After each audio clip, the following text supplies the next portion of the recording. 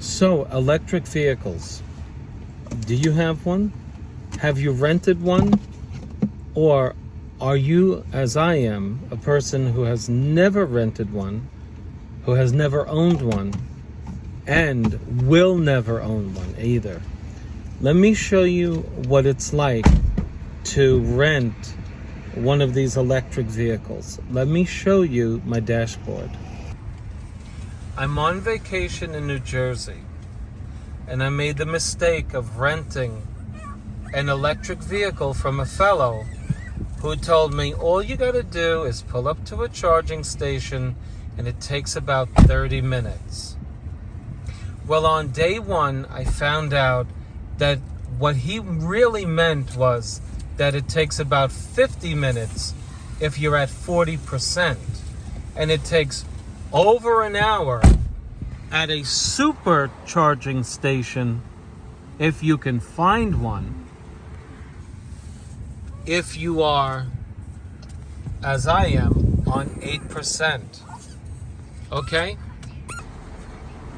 I just said to my wife, it's bad enough these supercharging stations are hard enough to find. Imagine if 3 people are in front of us. Because the other day, this was empty. And sure enough, I pull up, not only are 3 people in front of us, but there's another one, 4. And I'm going to sit here for about an hour charging this piece of junk up. Is this what you want when you rent a vehicle? They're going to sell you these vehicles for pennies, and people are going to jump on it. And then what they're going to do is, when enough people buy them, they're going to start depleting the infrastructure of the gasoline tanks in our country, so much so that it's going to be a challenge to find gas. You know, instead of going a mile, you'll have to go 3 miles, and then 5 miles, and then you'll be paying to own a gasoline-operated car. This is the future, America, right here. Okay? You get your vehicle for 20 grand, you're going to spend it sitting around waiting to fuel up. Not my cup of tea. How about you? To add insult to injury, at these supercharging locations, and I'll tell you what I mean by supercharger, because I only discovered this recently myself. Take a look at who's behind the wheel. You got it. Nobody. So when this car charges, good luck finding the owner when the car is charged. Probably be another half an hour before their guesstimation that their vehicle is actually done. Anybody in this one? Nope. That car is empty too. So they leave their cars charging, they take off, and then you're stuck waiting for them. Now, what's a supercharging station? Well, it's basically where you got to pay to recharge your battery. If you go to a local mall, they entice you to shop there by offering you a free charge. But you'll find out that it takes about 4 hours to charge. So you get a little shopping done. Why not just leave your car, come back in a few hours to find that your car is probably 75% charged, all for free while you shop. But you come to the supercharging spots, and since it takes about an hour, people abandon their vehicles while you wait for them to come back. This is a joke. Now, folks, I just learned something. While I was off camera, I spoke to the gentleman who just was in front of me, and he parked his car. They're leaving now to go get coffee at Starbucks. So check this out. So I figured he paid a lot less than what he told me. You see this vehicle here? This is a Hyundai Ioniq, I think it's called, right?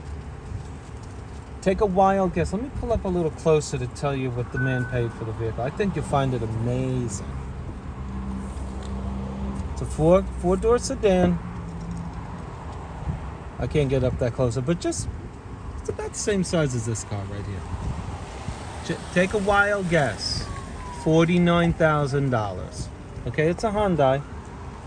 It's the same design. 49 grand. Check this out.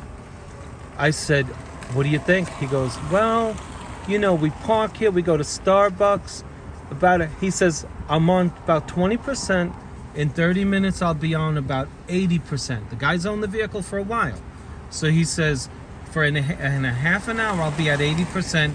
We'll go get a bagel. We'll leave it here for a half an hour. And this is what people do. They abandon them. So I said, you have regrets? He goes, well, I save money on gas. I said, what about your time? He says, yeah, that's the only thing. You know, so for a guy who doesn't have the time to sit around and let these vehicles charge, you're in trouble, because you got to calculate the time that it takes to fuel up this vehicle and the time you lose making money. Okay? I suppose this would not be a bad idea if you're staying local, you're running around picking up your kids, dropping them off, and then you get a home charger and you basically let it charge while the car is idle. Now this fellow said, I said, oh, you got a home charger, right? Check this out. He says, no. For the first 2 years, it's free charging. That's how they get you. Free charging to come here for a half an hour to get your vehicle charged up about 65-70% at most in a half an hour. Okay? So they give you that for free, so you can sucker and buy the vehicle. I don't know what you think about this. I think this is a scam. I'm in New Jersey. I bought groceries. I said, hey, aren't you going to bag it? The guy says, no, we don't have bags. This is a bring your own bag state. I said, what is that? He said, well, you gotta bring your own bag. We don't bag your stuff. That's because we're afraid of getting whales choked by plastic bags, which I understand. But why not just enforce laws to people throwing bags into the water? Anyway, this is a joke, and I don't know what you think, but if I'm interested in seeing what Scotty Kilmer, who has the leading YouTube channel on automotive, I want to see what he thinks about these vehicles. So after being rejected 5 times, a gentleman came over. He says he has the app. He's going to help us do this. After trying this 5 times, a gentleman came over who has the app on his phone, and he's now helping us do this. There's 5 times of telling us to unplug it. So this is my 3rd attempt at swiping the card here. Purchased authorized. I had to move over from that one. That one wasn't working. This one took my payment, and now I think we're charging now, I think. Okay, so it says to remove my card, which I did. And for all I know, we're charging right now. But let's see. I'm not sure. Okay, we're charging. Now, I'm going to be honest with you, and I'm going to tell you how long this takes to get to where we are when we leave here. So I was at 7% when I began, okay? And again, this is a supercharger, and we'll see what they charge me when I'm done with this. So we've been charging here for a few minutes. This gentleman is going to help us out. He said, switch over to this one over here, and because he's an expert at this, he says that's charging a lot quicker. So now we're already here a half an hour. We're going to move to the newest location. The fellow said if you call the number on this machine, they reset the machine and it works a lot quicker. But already we have a half an hour invested. Okay, I'm at the gas station. Well, I'm at the charging station for 1 hour now. So here's what happened. A very nice gentleman came and had us move from the station that wasn't charging over there. And he knew all about it. He's got an electric vehicle. He says, I'm going to bring you over here. This number it charges up to 150 kilowatts. Okay? He says, you're only at 34. Call the number and they can reset the machine and you'll be out here, he says, in 15 minutes. I believe the guy. The guy knows what he's talking about. I called this number. They said, unfortunately, we can't reset it. Okay. He had a vehicle over here that cost him $50,000. He stopped on the highway. He ran out of electricity. He loves the car. He loves the system. And obviously, as technology improves, this will only improve.